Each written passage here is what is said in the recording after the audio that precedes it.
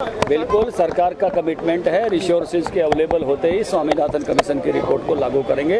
अभी जिस तरह की सरकार हमको देकर गई है पिछली सरकार, राज्य में भी और प्रदेश में भी हमको गड्ढे भरने पड़ रहे हैं और उसके कारण से जिन वर्गों के लिए जो कुछ हम करना चाहते हैं उसको कर पाने के लिए हम भी उस तरह से ये महसूस करते हैं कि उनके लिए और अच्छा होना चाहिए।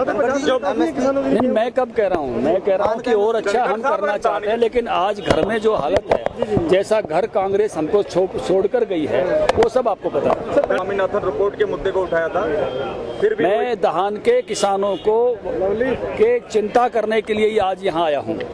मैंने एक्सपोर्टर्स के साथ बैठक की है और उनको सब तरह से कहा है कि खूब दब के एक्सपोर्ट करें और दुनिया के बाजार से अच्छा जो रेट मिले उसके लिए हरियाणा सरकार और इवन मैंने कहा केंद्र की सरकार भी उनके साथ खड़ी है, वो किसानों के अच्छे से अच्छे दाम दिलवाएं। और मैंने इस बात के लिए उनको भी कहा है और मैं आलोचना करना चाहता हूं पूर्व मुख्यमंत्री भूपेंद्र सिंह हुड्डा जी की। उन्होंने एक झूठ फैलाया जिससे किसानों का नुकसान हुआ कि एक्सपोर्ट बंद कर दिया गया है। भारत सरकार ने किसी भी समय 1 मिनट के लिए भी एक्सपोर्ट बंद नहीं किया और उसके कारण से एक्सपोर्ट में किसी प्रकार की कमी भी नहीं है। ये जो झूठ उन्होंने फैलाया, उनके झूठ से किसानों का नुकसान हुआ है। कितना कर्ज पाया सर छोड़ के गए हैं जो हरियाणा गवर्नमेंट अभी? काफी बड़े बड़े आंकड़े भी तो अलग अलग डिपार्टमेंट में ले रहे हैं। सबसे बड़ी मंडी में बोली नहीं है, इसीलिए मैं मंडियों का दौरा करने जा रहा हूँ और सब मंडियों में बोली हो और लगातार ये काम चले। जो इम्पोर्ट ड्यूटी ईरान ने बढ़ाई है, हमने हरियाणा सरकार ने कल ही भारत सरकार को पत्र लिखा है और भारत सरकार के वाणिज्य मंत्री से निवेदन किया है कि वो ईरान सरकार से बात करे जिससे हमारे लोगों का चावल आराम से वहाँ पर एक्सपोर्ट हो सके और किसानों को लाभ मिले। भारतीय किसान यूनियन को क्या कहना चाहेंगे? आज महापंचायत कर रहे हैं तरावड़ी में और नहीं, मैं सबको कहना चाह रहा हूँ कि इस सारे में सरकार की जो भूमिका है वो है ही नहीं। इस सारे में बासमती चावल उनको समझना चाहिए, ये ओपन मार्केट के हवाले है, इसकी खरीद सरकार नहीं करती, सरकार मोटे धान की करती है, इसलिए वो विषय सरकार का है। ये सारा का सारा अंतर्राष्ट्रीय बाजार पर निर्भर करता है और उस अंतर्राष्ट्रीय बाजार में भी किसानों को अच्छे दाम मिलें, इसके लिए हम लगे।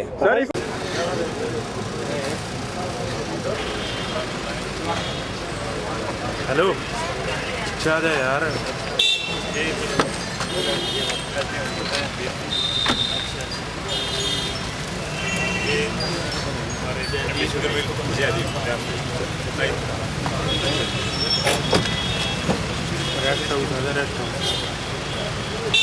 रेस्ट हाउस बहुत स्वागत है आपका। आ गया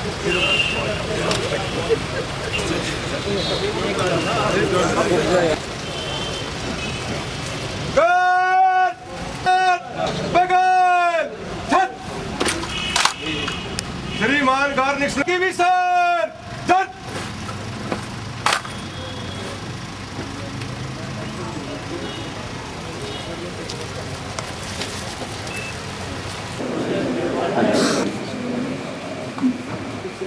मंत्री जी महोदय के साथ विधायक का भी बहुत बहुत स्वागत।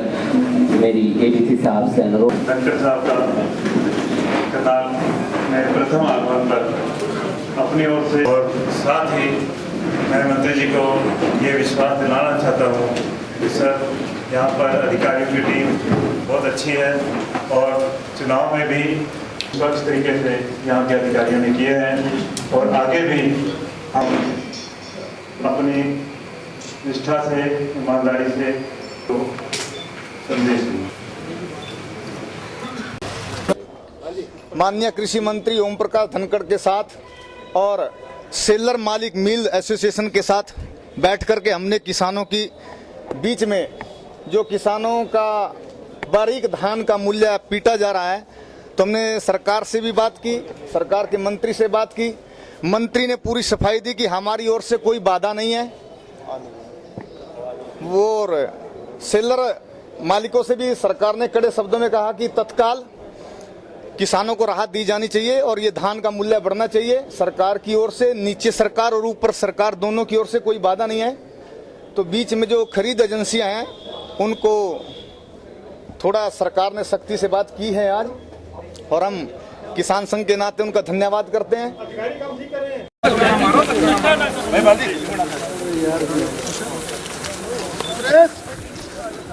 थोड़ा सा ऐसे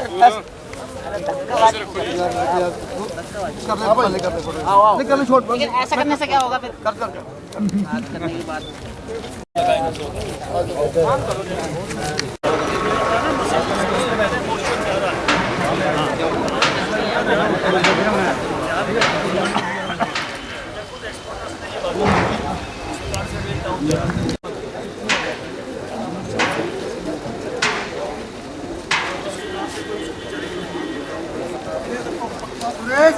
मजा तो दुनिया का है।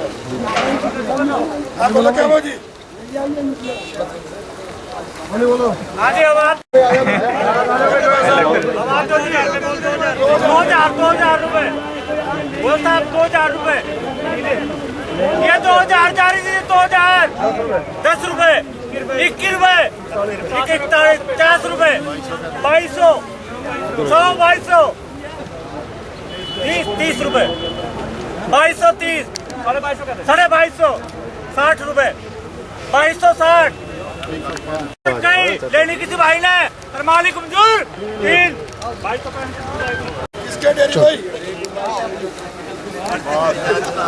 लिख भाई